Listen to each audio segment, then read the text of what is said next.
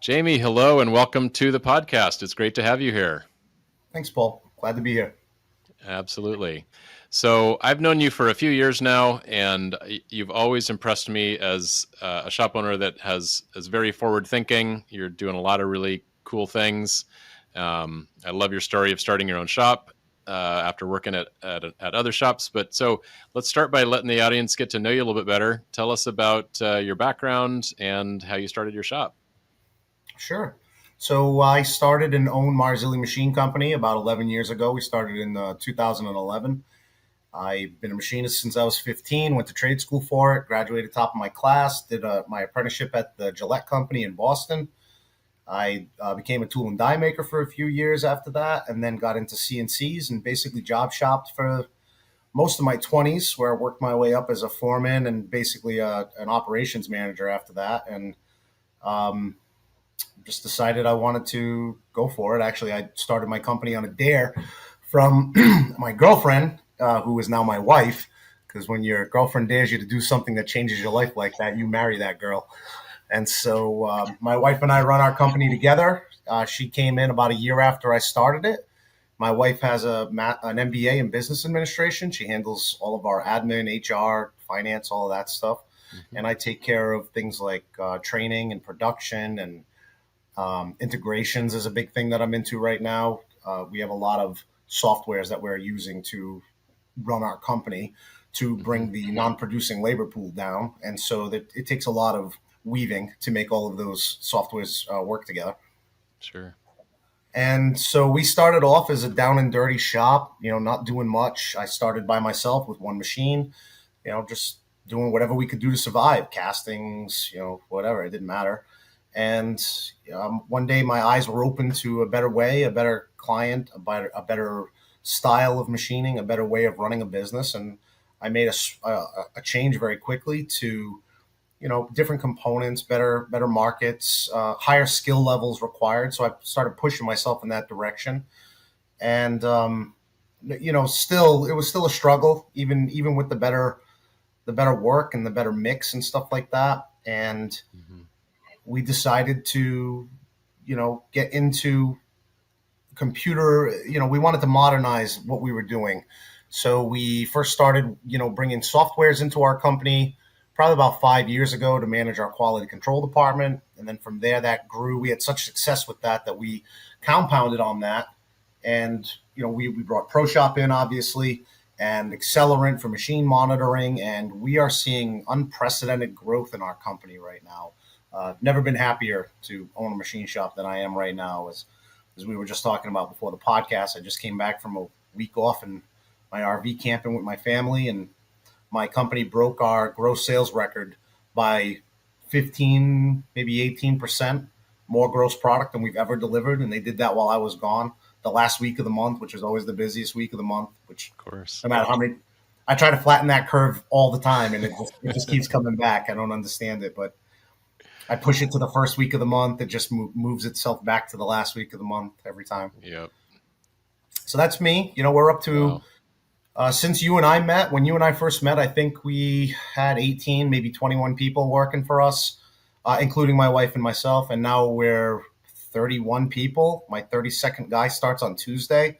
My first personal assistant. I'm pretty excited about that. Congrats. Gordon, he's going to be writing a lot of operating procedures and taking over my Instagram and, starting to help to get us out there to show people what we're doing. Mm-hmm. So I'm pretty excited about that. That is awesome. Um, so when you started with one machine by yourself, when did you hire your first employee? How many months or so in? Probably about 6 to 8 months in, I hired my first guy. Okay. And then just kept adding people and machines just kind of incrementally over the years. In a way, I broke my company a lot. I broke it often. And How did you break it? so you build an infrastructure, right? You build an infrastructure, and that's why, as you would know, implementations of things are so difficult. Every company is different. They were all built differently. Everybody envisions their own infrastructure differently. So, as an easy example, when there was four of us, our quality control procedure was you just weren't allowed to inspect your own parts before they left. somebody else had to double check your work. But when we got to about 5 or 6 people, no one was cutting metal anymore. Everybody was just checking everybody else's parts. It was too much. We just couldn't keep up. And so that, was a very impromptu infrastructure, but that was an infrastructure. And we broke that as we grew. And we found that roughly every $500,000 increment, we would break most of our systems and then have to put them back together to scale in order to continue scaling, which is why now as we grow and I do things, we have two main rules that every procedure has to conform to. One, the rule can't say Jamie in it. A lot of people like to write rules. They say, well, first you do X, then you do Y, then you ask Jamie what to do next. I'm like, no, that's an awful rule. That's an awful plan. I don't want to hear that. Yeah. Put a job description in there. What did you expect me to do? Just write that down. And then the second one is will this scale? So if you're taking the time to invent a system, will this system scale? Will this system still survive when we're, doing 10 million a year or 15 million a year, when there are 50 or 60 or 80 people working here? What will happen with this infrastructure you're building right now? And sometimes you can account for that and sometimes you can't. It is what it is. But if you ask that question, you'd be amazed how many times we go, no, this isn't going to scale. But if we change this or tweak that, yeah, this could last with us for the next 5 or 6 years. Right. I love that. Yeah. I mean, the whole adage of work on your business, not in your business, that's making sure the procedures don't have your name in it is a perfect way to make sure that continues to happen. Right. That Correct. you don't get sucked into the daily grind because people don't know what to do. Right. That's brilliant. It's so obvious, but it's so brilliant. And that's why I'm being a real stickler right now about SOPs. Like I'm being ruthless and relentless about this. That there are just so many things in our company now as we've grown that need to be explained, that need to make sure that 30 people are all doing it the same way. And, when there was 10 or 15 of them, I could train them one at a time very quickly. I'm very good at it. But now they outnumber me, 25-1, and they're on different shifts, and I don't want to go work the night shift anymore.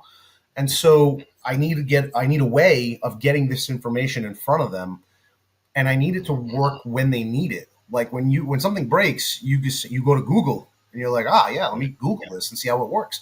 So we're developing our own Wikipedia page for inside our company. So when you need to know an answer to something, that should be the first place we're going to train people to look to see if we have instructions or an SOP or data from the manufacturers. We are using our ERP system to store all this stuff. If something breaks and then I reach out to a tech as the president of the company, I reach out to Morris or Haas or anybody, and I say, what's going on with this? And they send me a document in a PDF. I take that document and I save it under the machine tool. And then everybody has access to it now. Mm-hmm. Yeah. That's, you didn't use the term, but that's eliminating tribal knowledge, right? I'm not trying to eliminate tribal knowledge. I'm trying to make it accessible. Make it accessible. I'm trying to make it so everybody has tribal knowledge. We're a tribe. You're never going to get rid of tribal knowledge. That's not the point. The point is to not only have one shaman, is to everybody to be a shaman, empower everybody to know how to do this. Mm-hmm. Mm-hmm. I have small children. They're making a mess. Yes, that's quite all right. And now you hold some certifications. When did you get those? Tell us a little bit about your journey of when you decided you needed it. Were clients forcing you? Were you more proactive to try to go win another business?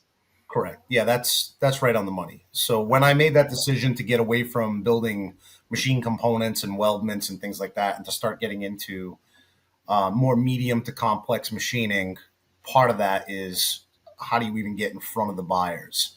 Mm-hmm. And one of the buyers use certain hurdles to weed out the strong shops from the weak shops.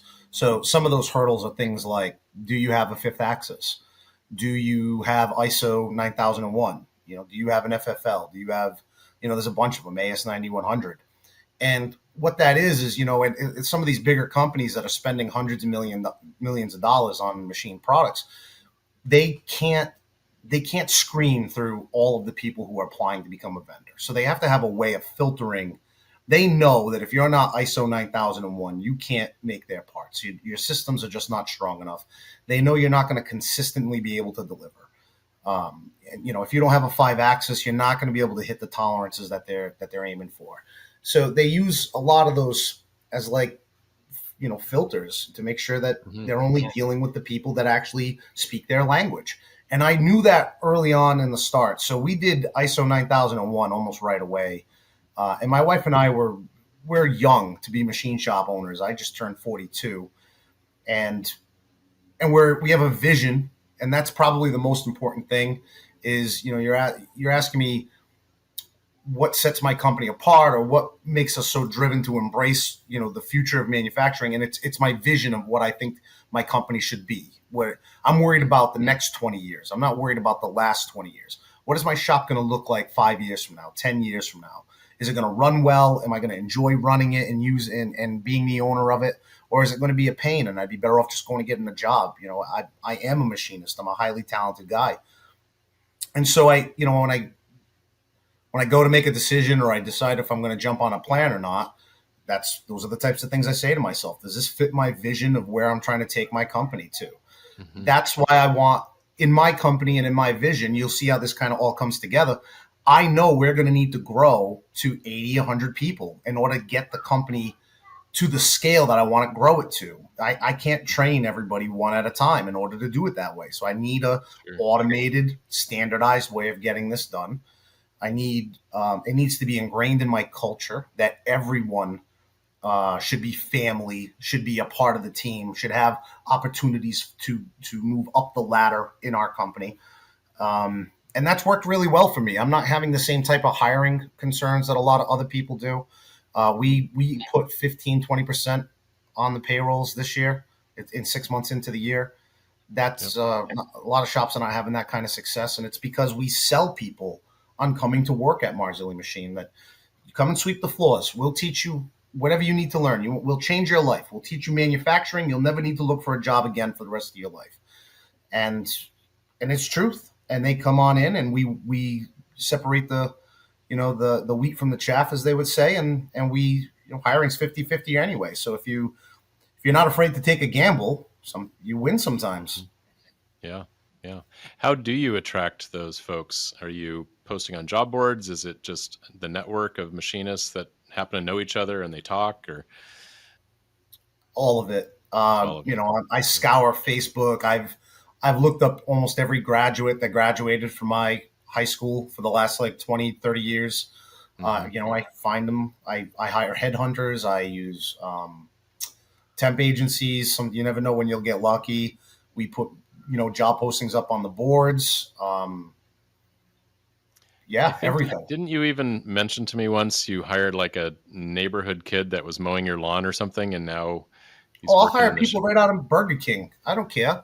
I like waiters and waitresses. They can uh-huh. move at a pace, right? You just have to learn what makes people good at this. So the things that I start to look for are artistry. So do you play a musical instrument? What do you do for hobbies?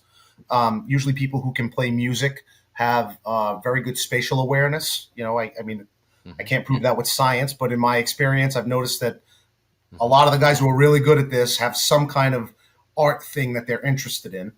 Um, Waitresses and waiters are usually, it's a fast paced environment. They need to be able to monitor a lot of things at one time.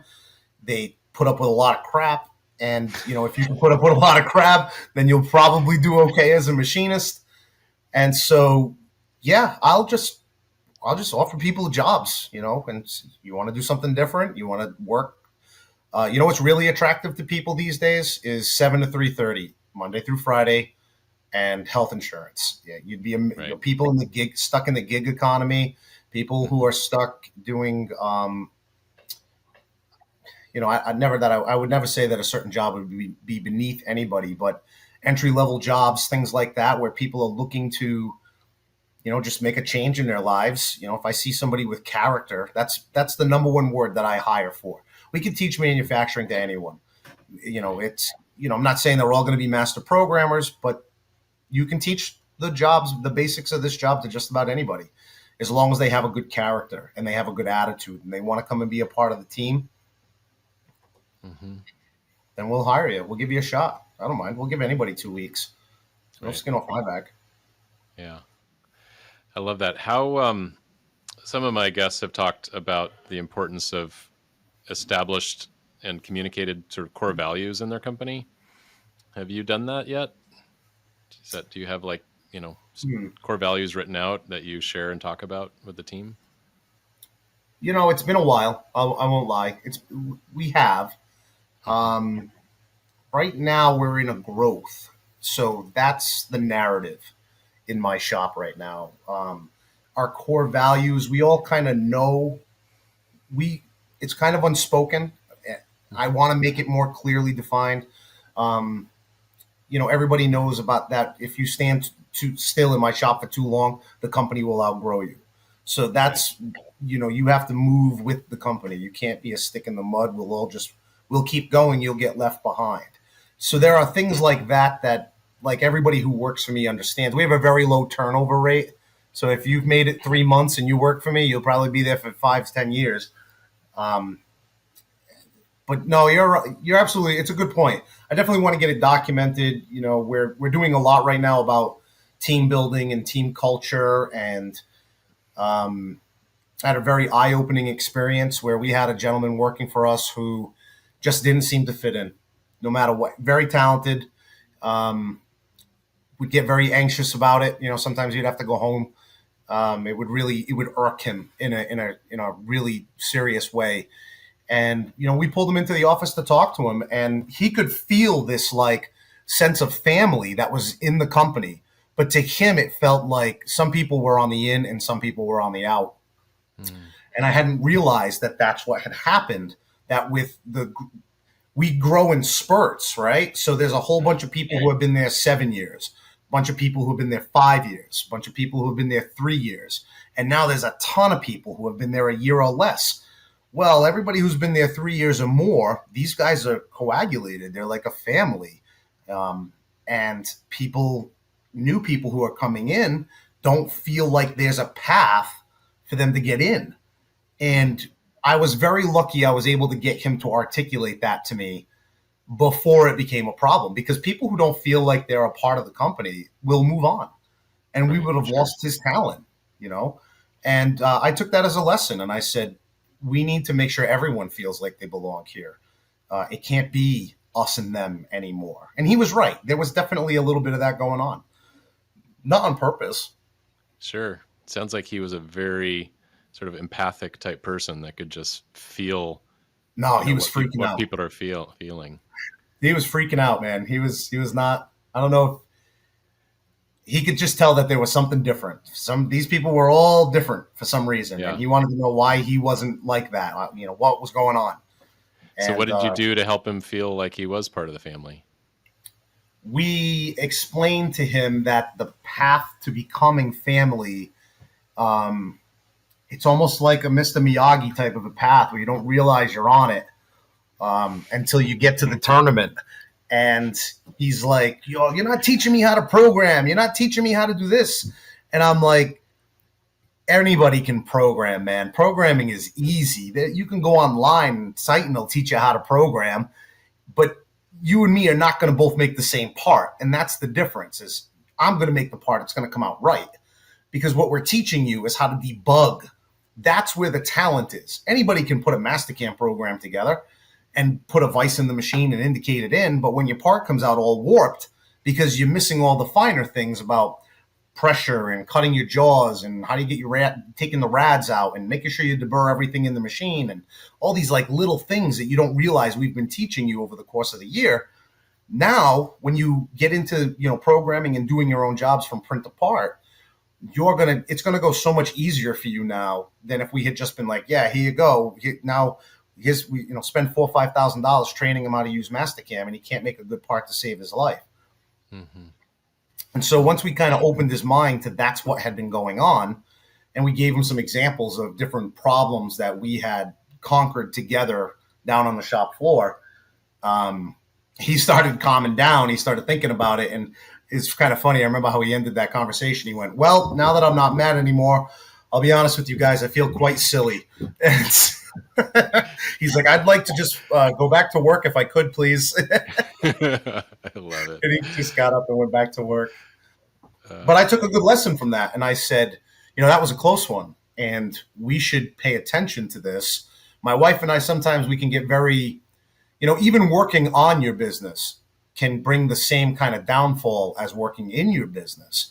If you're working on your business so focused that you don't take a minute to look back and just see how things are going, and that's kind of what's happened. We're trying to move, we're trying to expand, we're very busy, we're buried in backlog. We're like, and so there's a lot going on at all times. Sometimes you got to take a step back and say, all right, what's going on? Is everybody good? So we're working on systems so we don't have to do that, and that way it's just there. We're building a mhm, training. We have a nice training matrix inside of the ERP system that we are using, but we're going to make a visual system as well, basically a dry erase board. So this way we can share where we think people's skill sets are and allow them to share back with us where they would like us to help them. Where do you want to go? mhm. Right. And then, okay, here's the path to get there. I was actually, I'm glad you said. I was going to ask, how do you um, let people know what paths are even available to them? You know, so it sounds like if you sort of draw out the picture of the org chart and just talk, you talk about like these are all the roles we'll need to fill as we keep growing. These are what they're all about, skill sets, and just see what people are kind of attracted to. So in my shop, we do a lot of cross training, a lot of cross Hmm. training. So basically, it's expensive. I'm sure a lot of people who are listening to this right now just said, well, that sounds like a lot of money. And it is a lot of money. But if you don't do it at all, when you lose people or when people call out sick or they need to go on vacations, you end up losing entire departments because no one knows how to cover for them. Hmm. So what we do is once you've mastered a certain area, we normally will force you to train your own replacement. Hmm. And then we'll make you someone else's replacement. And so we just kind of keep moving everybody clockwise. Right. And that way everybody gets a chance to get more experience. It makes them more valuable. We want to pay our guys well, but we're not in the business of just handing money out. So there needs to be a value there that we have to be able to justify. So Hmm. we make them more talented. We teach them. We give them a good work environment to the best of our ability. You've been to my shop. We're in a garage, basically. Making unbelievable stuff happen in there, and that seems to work for us. And then when somebody calls out sick or somebody has to go on vacation, we end up having a lot of ability to cover, and we don't need to overstaff in order to make that happen. Hmm. It's brilliant. Yeah. So it seems like sales is a strong point for you. I mean, you're obviously extremely busy. I'm sure you have a great reputation in your area and in the niche you serve. Um, how do you go about doing your sales? How do you find new clients? How do you? I want to ask you also about diversification. Just how you think of that and what that looks like in your shop in terms of Well, client diversification. percentages and diversification in terms of client percentages and industry percentages, things like that. Well, the first thing that I want to say about diversification is that it's like trying to wrestle an eel.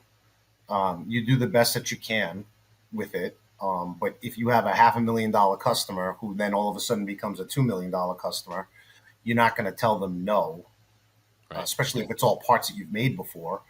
Of And, course. so like you're not going to say, no, I don't want to take in this extra 1.5 million of repeat good, profitable jobs because somebody told me I need to make sure I stay diversified. So, being in business is a gamble. It doesn't matter. Every business. I was once told by my lawyer that every business is two bad deals away from going out of business, no matter how big they are. And in fact, the bigger they are, the more likely that a bad deal will suck them under because it becomes gravity. And a lot of shop owners here know what I'm talking about because when cash flow Hmm. starts to suffer, it pulls a lot of things and it basically grinds your company to a halt. Right. So, which is a reason to be diversified, but Hmm. you, it's a fight. You have to try to work it all the time. And so, how do we find new customers? So we use a diversified approach to that. I have outside sales reps that I use. I have um, another company that it works differently than an outside sales rep, but they do cold calling on my behalf. And when they call, they basically call as if they're me.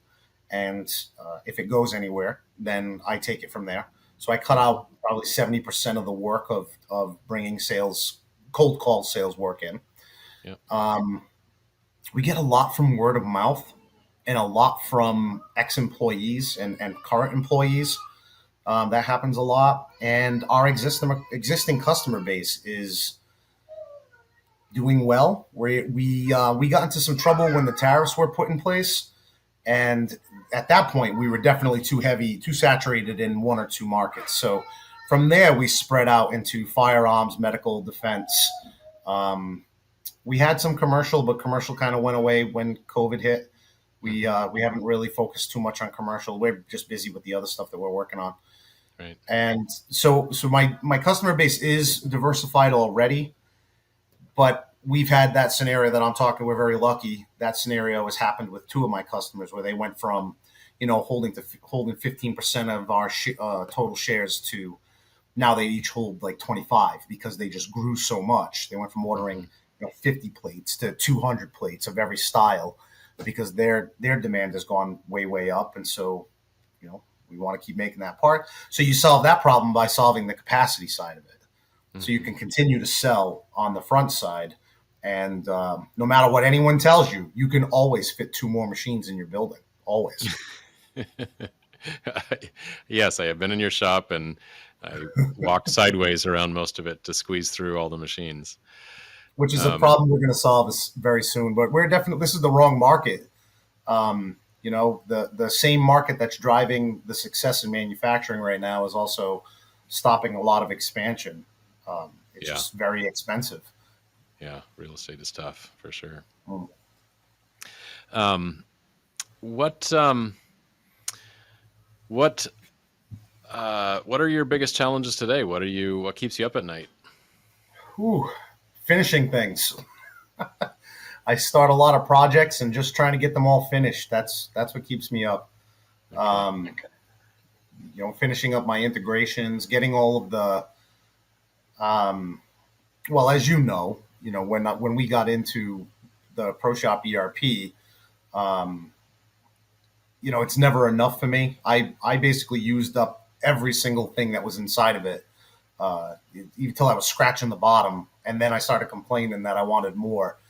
And so all of those little things now I'm kind of circling back around and buttoning them all up and handling things like getting accelerant to do proper part counts, G-code parsing. Right now I'm in the middle of moving all of our quality control over to a new data collection side of things so we can implement Bluetooth tooling and automatic CMM program retrieval. Just stuff like that. Right now I moved all the bigs in place, and so now I'm kind of polishing up, the small problems and trying to button up those. And that can kind of be overwhelming. Yeah. As you've added machines over the years, and adding things like 5-axis or horizontals or whatever, are you generally doing that by responding to an opportunity you currently have, or do you say, this is a technology I want to adopt, and then I think the sales will follow? Oh, that's such a good question. So the truth is no qualified buyer is going to send you an order of any worth for a machine you don't own. They know better. Sure. They know you need time to debug it. You need time to work through the kinks. You need time to get your post processor synced up right. You need time to acquire work holding and things like that. But to answer your question, I absolutely did that wrong the first time. I purchased our first, $250,000, $300,000 horizontal. We had work in house that could fit inside of it, and we were having trouble with a lot of these larger quantity parts that we were making. And when we asked around how other people were solving that, they all said we run that kind of stuff in our horizontal. And so we did the research and we figured it out, and then we went and we bought one. And we bit off a little bit too much than we could chew, but we muscled through it and learned our lessons. And now we buy machinery based on we're a lot bigger than we were then, so it's a lot easier. It's a lot easier to look at, $6 million worth of work and see a trend than it is to look at $1 million worth of work and see a trend. Plus, if you're 30% of your annuals in backlog, you don't have to look at a trend. You literally can see what's coming up in the next 3 to 6 months, and whether or not you're going to have a capacity problem that you need to solve now. Right. Which in this market means you needed to solve it 6 months ago because the lead time on machines is tripled. So. Yeah, absolutely. Well, that's good. That's good advice. Yeah, we always. I mean, sometimes those decisions, like your backlog one, it's transparent to the client. Like they just know that you quoted on the work, and you say you can deliver it, and then you got to figure out the best way to do that. When you say the horizontal was it just financially a big thing to chew off at the time? Well, yeah, if I could go back in time and do it over again, I would have spent that money. I would have bought less options in that horizontal that I bought, and I would have bought two of them. So I would have had two spindles to run all the time. I just didn't understand it. We were, I don't know, 5, 6 years into business. Still a lot to learn. The difference between where we are now and where we were then is staggering. And I don't think I'm a know-it-all. I like to say I'm a learn-it-all. I'm constantly. It's what most of us love about this trade is every day you go to work and you're still learning something new. And even up at my level, I'm still learning new stuff. And my favorite thing is to bring it back to the shop and teach it to my guys. I remember when I brought back dynamic milling, and I was like, everybody throw those insert cutters away. That's not what we're doing anymore. And, started showing them, solid carbide going down 1.5 inches, quarter-inch step over, basically ripping it as fast as the machine would move. Saw a lot of guys going, wow. Aren't we going to hurt the machine? You're like, no, not really. It probably likes this better than what you were doing with that face mill. Right. Yeah, that's cool. So when it comes to just technology, smaller, things like work holding, are you just constantly on the lookout for new improvements, things that you can adopt? I guess that's the learn it all mentality, right? That's a good question too. So I take my entire shop to East Tech every other year. I take them all. I give them assignments when we go. We rented 3 vans last time. We took 24 people, took the entire shop to the trade show. And I do that for a particular reason. If I'm excited about something, if I'm excited about moving the company in a certain direction, for example, my next lathe is going to be a B-axis turning lathe. I basically want to be able to start making 5-axis components in the turning department. Some parts are just better off, made that way. And I see a lot of that stuff come my way, and I just know I'm not competitive because I can't, multi-machine it in one op. Mm-hmm. And so I want to get into that market. We have the skills. We have live turret lathes. We do mill turn now. We know how to program it in Mastercam. So it makes a lot of sense to move into that as our next job shopping machine. If you've never seen a B-axis lathe, how am I supposed to explain this to you? There's so many moving pieces, a subspindle, a bottom turret, a top turret, a robotic head that's using HSK tooling, which is a style of tool that we don't currently keep in my shop. We're mostly just CAT and BT40. And so that's a lot of stuff to try to get one guy who, probably is fairly new at this to understand. So what I do instead is I'll take them to the trade show and I give them assignments depending on what their normal job is. Here's a screw machine. I want you to go and learn about this. We might get into this one day. Here you go. Here's a B-axis turning machine. See all the possibilities and how we could attack making these parts differently than how we do it now. I send the QC guys to quality. Go learn about what's new. Bring me back. Come back and we talk about it. That's actually the most important part. I'll bring them. We get together for lunch. I usually buy everyone lunch. And I'll actually pick my food up and move around the table and ask them, what did you learn? What did you see? What was the coolest thing you found? If I gave you $30,000 right now, what would you go and buy? One thing more than anything else. And it gets them talking about it. And a lot of times what happens is they saw something and they didn't understand it. But they think they do. So they're explaining it to me. And then I'll help them. And I'm like, no, that's not how that works at all. Wire EDM blew a lot of guys' minds. A lot of people who had never seen that before. Mm-hmm. And we take that for granted because we've been doing this for so long. Of course, you know what a wire EDM is and how it works and what Sure. it does and where it can be useful. But if you have a lot of new guys on your floor that you are training up, who, maybe this guy 2 or 3 years in, he's never seen a wire EDM. He doesn't know how it works or what it does. Well, he does now. And now he's very excited about one day that we're going to bring one into the shop.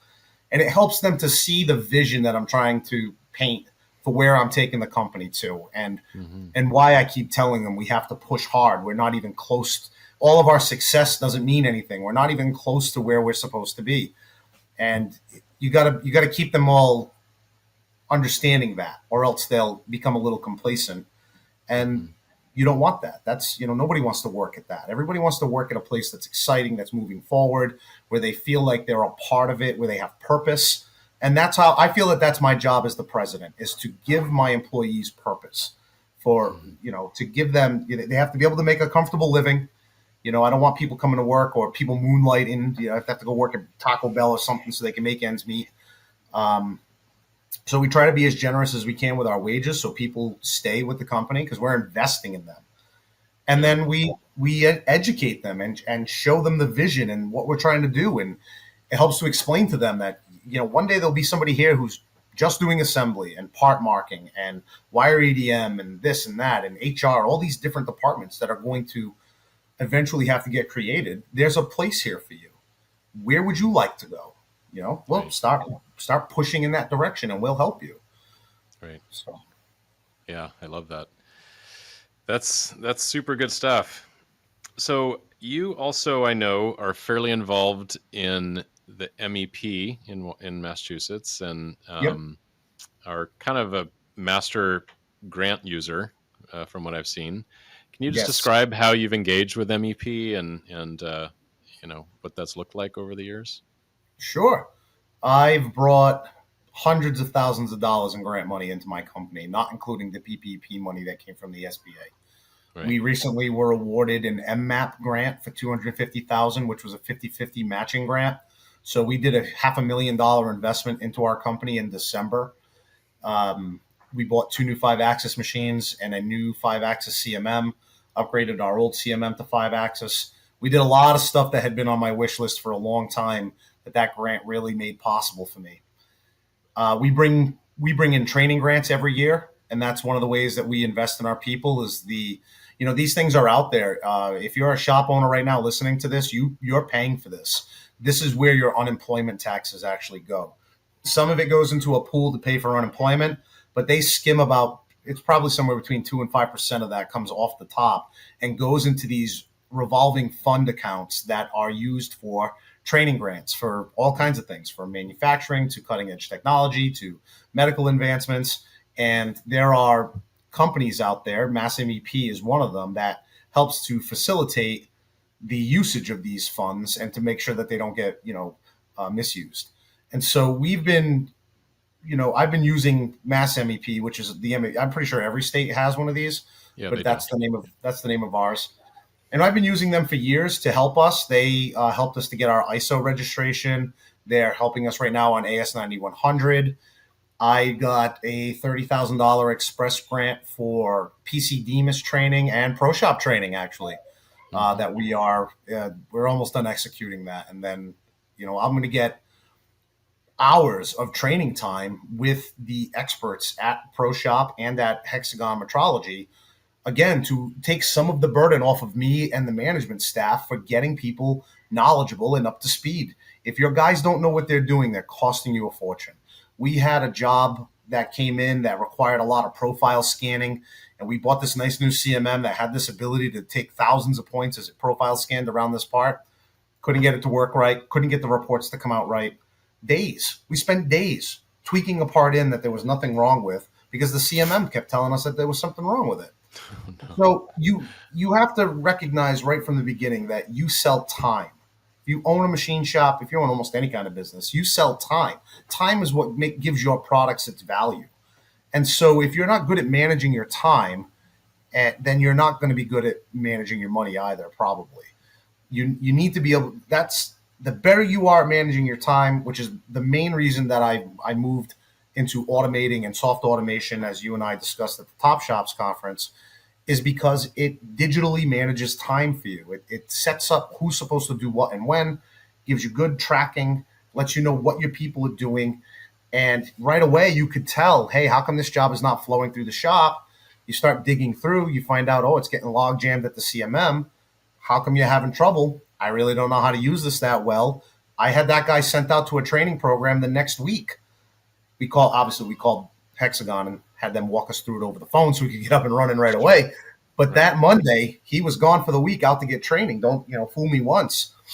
And then, we have people lined up behind him to go through the same process using the MEP. It makes it affordable for me. Some of the grants are 100%, most of them are 50-50. And so, I can put $1,000 into a guy and he'll get, PCDMIS 101, 102. Put another $1,000 into him, get 201, 202. Now this guy's a competent CMM programmer. He's making more money. He's happier. I'm happier because now I have CMM programmers on both shifts who can really make sure that we don't have log jams in quality. You know where our bottleneck is right now? Shipping. That's always good. When I've chased the bottleneck all the way to shipping, I'm pretty good about that. And then, we fix it at shipping and then go find wherever it happened again because the bottleneck comes back as you scale. So as Yes, you of know, course. so you start finding out, oh yeah, this wasn't meant to push this much product through, and you make more adjustments. But the grant programs are very useful. If you're a shop owner out there listening to this, you should just Google your local MEP and just get involved. We got so involved and we started giving them honest criticisms about, as I'm kind of known for. I gave them some real honest criticism as to how the money should be getting spent better, how shop owners like myself and some of my colleagues wish that there wasn't so much middleman going on and that we could send our people to where we wanted to send them to. And they invited me onto their advisory committee. And so now like every quarter I get involved and tell them, here's what I think is working. Here's what I don't think is working. And I get to bounce some of these ideas off of my peers and people who are in other styles of manufacturing, making all kinds of different things. And you'd be amazed the diversity that there is of people who make things around here. It's crazy. Hmm. That's very cool. Yeah, it's. I don't think nearly enough shops engage at the level that you do and take advantage of what's just out there. It's. I know when we ran our shop, we used their local MEP um, to help us get ISO, to help us Mhm. go through lean training, and really do a pretty heavy lean implementation at our company. And they were fantastic to work with. So it's Yeah, good I'm stuff. happy. Shout out to Manny Jerome. Manny Jerome's my guy over there. He's been doing a great job. We were actually getting a lean training grant put together right now as part of the other ones that we're working on. Oh, Lean nice. 5S. We wanted to Yeah. hold off until we're 50-50. We're either going to throw an addition that'll double the size of our building on, or we're going to move to a 20,000 square foot facility where we're kind of working out the logistics of both of those. So we want to wait until one of those two things happens before we start Hmm. leaning out. A lot of things are going to get moved. It'll be a lot easier when we have more space. Yeah. Yeah. Absolutely. So, did I ever, speaking of bottlenecks in packaging or shipping, did I tell you how we did it at ProCNC? Yeah. Yeah, Okay. I brought it up in a meeting and everybody just looked at me.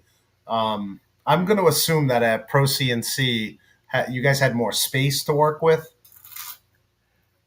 We more than you did, more than you do for sure, more than you Yeah. do. So people who are listening, I have 18 CNC machines stuffed into a 4,000 square foot building with 31 people working there on two shifts. So we're in there pretty tight. And what Paul is referring to is they used to go from saw to box in their cells, in their individual cells. When I brought that up in the meeting, everybody was like, "Where are you going to put the boxes?" Right. And I was like, "Yeah, I know." Well, I brought it up, and so we moved on. So Well, yeah, the concept, and it does require a little bit of room, but I think there's probably some hybrid approaches you could do that don't take up a ton of space. But yeah, the idea is push, because this was from our lean training, trying to eliminate batching and queuing, you mm, know. So instead of, putting parts just in an egg crate, and stacking egg crates on top of each other, we'd have the bottom one in a box, and then we'd just start stacking the egg crates all in the box. And by the time I got to final, they would just carry the box over there instead of it being on a cart or just a bunch of egg crates. And they'd actually cut down the sides of the box, fold one wall of the box down, and start picking pieces out to do their sampling plan if that's what they needed to do. And then they Yep. just tape it back up, close the box, and ship it off to outside processing. But at the very end of the process, when parts were going to the client, so even when we were a 75-person shop on 3 shifts, we basically had one part-time shipping person who would just come for a couple hours in the afternoon, basically put UPS labels on things and put them on the UPS table. It I'm was not arguing never it. I think it's brilliant. I do.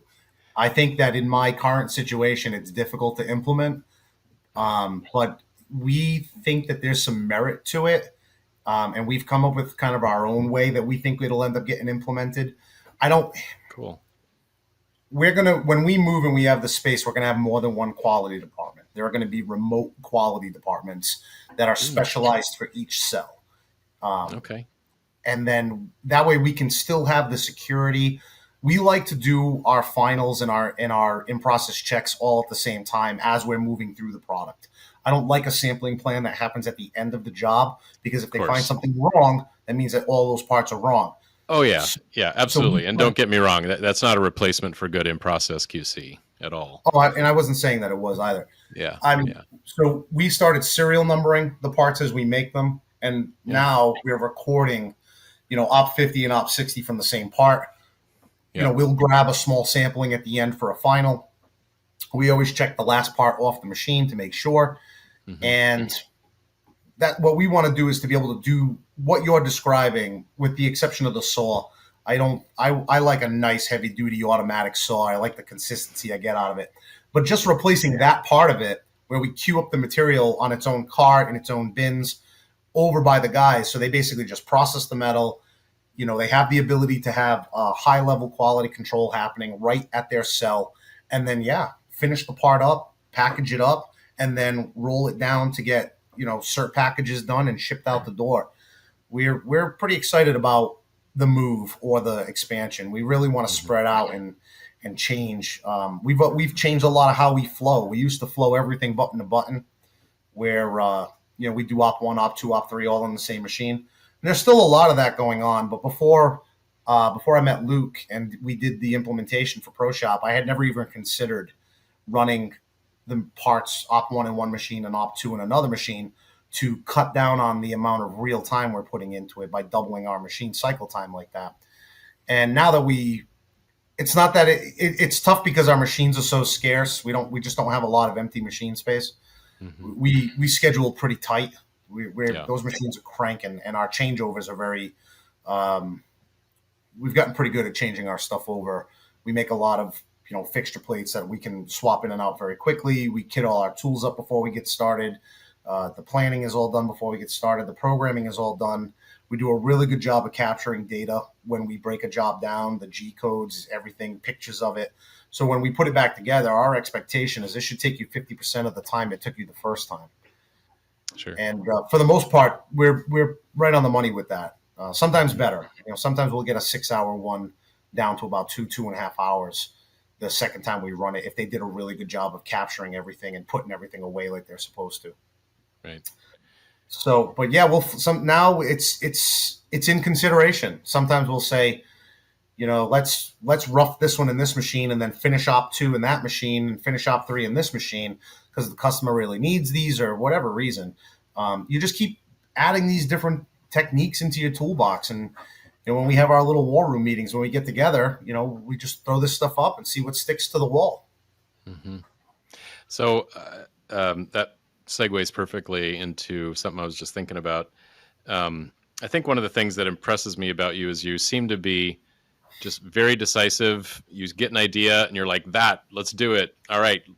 And you mentioned that even in some of the trainings with Luke, you ran out the door to the guys and be like, do this right now. And just you get it done. And I know Yeah. I've talked to a lot, and I've seen a lot of shops that think about things and they debate it and they have meetings and they get all consternated about what's right, and you seem to Yeah, just well, go for it.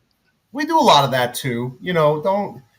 That's like saying that when you show up to a Broadway show, you're like, all they did was put an hour into this. Look how wonderful it is, right? You don't see any of the work that goes on in the background or any of the planning or any of that Sure. stuff. So, I mean, there is some of that, but I've learned some hard lessons in my shop, and one of those lessons is that when the shit hits the fan and things are going bad, everyone turns and looks at me. That's what happens. Everyone looks at Jamie to come and save them in my shop. Unjam the machine, fix this, fix that. Go make it nice with the customer, whatever it happens to be. And so, in a way, I've just kind of embraced that. That's what's happened. Is that if I'm going to be the one who has to fix it when it goes wrong, well, then I might as well just do it the way I want to do it, and then see what happens, right? Because if I'm wrong, it's okay. I'm the one who has to fix it anyway. And so that's why I'm there's a little bit of fearlessness in it because I've got confidence that I'm quick on my feet, that I can fix the problems that we run into if I'm wrong, and I've got a pretty good gut sense about a lot of these things. And it's not like it's my first day. I mean, I've been doing this almost my entire life, and so and some of these things are just really no brainers. Get rid of Excel and jump onto ProShop. Yeah, that really wasn't a hard one. Implement a tool crib instead of letting everybody just have all the tools in their toolboxes. Yeah, that was pretty simple too. Although that one I fought. So like Luke doesn't tell you that part of the story. I was like, I'm not doing that. That sounds like months worth of work. That sounds awful. I don't want to do that. And then as we were moving forward through the trainings, what I realized was, well, without the tool module, this won't work. And without this won't work. And it's this domino effect of it just not working properly. And so finally I was like, all right, fine. And I just ran down the stairs and I was like, stop what you're doing. Move all this stuff out of here. And when they came into work, that was on like a Friday. On Saturday, I came in and moved all the cabinets around on my own. And on Monday, I had them start collecting all the loose carbide that they could find. We sorted junk from good stuff, and I hired a kid off the street. I just hired a kid. I was like, come on in. This is what you do. Take a picture of it. Ask us what it is. Type it into the box. All of these are the same. Just keep going. And within a month, he knew what they were all called and what all the data we were looking for. But, when people ask me and they ask me for an honest, is implementation going to be difficult? I always tell them, yes, it's going to be difficult. It's going to take a lot of man hours, but I would do it again every time because the juice is worth the squeeze. That you're never going to jump from one ERP system, especially if you've been using it for years, to another ERP system and think that it's just going to be a breeze. That's naive. But it doesn't mean you shouldn't do it. And I don't know. We don't even remember how things used to work before we did it. It was such a hot mess. And so, yeah, I'm okay with being decisive about things. You embrace it after a little while. I know exactly what you're talking about. I see it all the time. There's all different personality types out there. My manager works like that too. I'll bring something up and he's like, yeah, we'll kick this around for a little bit. We'll see what happens. And I'm like, no, go do it now. I want it done now. Let me know how it goes.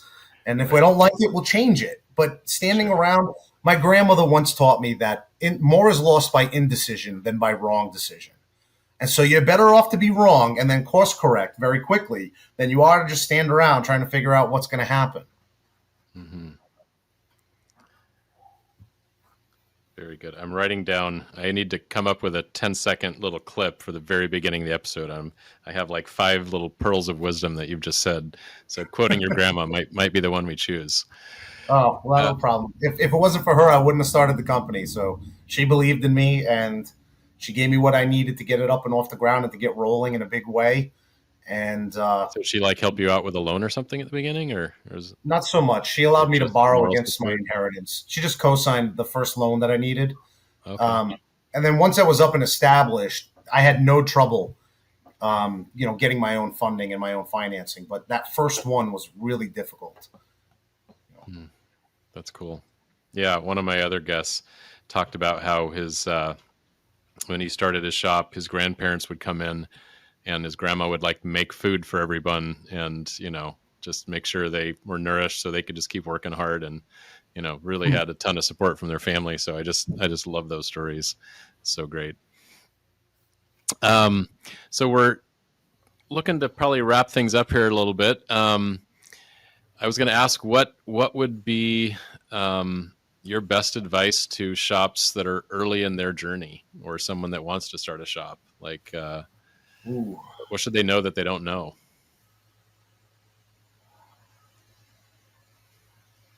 Everyone is telling you that cash is king and that be careful with your cash flow. And all of you young entrepreneurs are saying, yeah, I've got it. It is super dangerous. You really, really need to be careful with your cash, especially when you're in the beginning. You need to covet it, hoard it, and pay yourself first. That's my advice to you. Um, Go read a book called Profits First, and then go read another book called The Goal. And read those two books and understand them, and then go read them again. And you're going to want to pay all your bills. That's what happens. You're like, oh, I got to pay this, I got to pay that, I got to pay this, I got to pay that. And then when you're done, you're like, well, this is what's left over, and this is mine. And I'm 11 years into this. I'm telling you dead straight, that's wrong. Take your money first, take a reasonable amount, take it out of every check that comes your way, and put it away and save it. Because if you ever get stuck in a pickle and you don't have any money, you can't borrow any money. If you have money, everybody will lend you money. And so take your money, take your profits, take them first, and put them away. If you do read the book will tell you to put it in a passport account that is not attached to your regular business checking account. You want to make it a little bit of a pain in the ass to have access to that money. Not impossible, but like put it in a bank across town and save that money up, because that's the money that's going to tell, banks, if you ever decide you want to scale banks, the quasi-state agencies that lend. In my area, we have some that like Mass Development and Mass Growth Capital and those types of places. They're going to judge your ability to run your business by how much profits you took out of the company for yourself. That's what's going to happen. And if you're not good about that, which goes against your interest, not your interest, your instinct. Right. Your instinct is going to be to continue to compound your profits into your company, to buy more metal, to buy more machines, to hire more people, to continue to grow. And then one day the pipeline will turn off and you'll be in trouble. And so my advice is read The Goal. The Goal is going to help you. It's going to fix a lot of your throughput issues that are stopping you from being cash flow positive. And then the second thing I'm going to say is take your money first. You work hard. Most of you work, 80 hours a week. And you pay everybody before you pay yourself. Don't do that. Pay yourself. Even if it's a little bit, take 2%, take 5%. Every check that comes in, just take that money right off the top and put it away where nobody else can get it. It's like in the book, they explain it to you. It's like the toothpaste tube. When your toothpaste tube is full, you do it just like in the commercial. You fill the whole brush up, curly Q at the end. You make it look beautiful. When the toothpaste gets down to the bottom, you put the tiniest little dot on your toothbrush. And somehow your teeth are still just as clean. Your business will adapt to the amount that you feed it. So if you take your profits first, the rest of your company will adapt to what's left over. If you dump everything into your company, that's what it will adapt to. So that's my advice to you young guys out there who are getting started. That's good advice. And it's the same thing, just like personal finance, take it off the top, put it in your 401k or your Roth IRA, and then figure out you can live on the rest. If you don't do that, you'll get accustomed to living on all of it and you'll never have enough for retirement later. So I love it. So Jamie, if people wanted to reach out to you, how would they find you? They could check us out on the interwebs, on the line. They could find me via my website, which is just marsmachine.com. Mars is spelled with a Z, like my last name. You could Google Marzilli Machine. You could reach out to me on my email address at james@marsmachine.com. Or you could be really old and just call us on the phone. Is that a thing that happens? Yeah, I guess. They could DM you on Instagram, right? We have a fax. New guy we only get spam in it. People send us papers for roofing and stuff like that. So. Awesome, Jamie. Well, you've shared some really great advice, some good pearls of wisdom. It was I learned more about you today than I had known before. So I personally appreciate that as well. And Anytime. yeah, I really appreciate you spending your time with us today. Well, it was a pleasure, and I like to share it, and I like to see. I've always felt that as a maker, it's my responsibility to take the gifts that I've been given, and to pass them forward. So whether that's my machining knowledge or, the business knowledge, which was something I had to learn, just like any other skill, that's what you do with that stuff. You pass it forward. I've overwhelmingly seen that in the machining industry, and it's just one of the things I love about it so much. So you personify that perfectly. So thank you again. Thank you. All right, take care, Jamie. You too.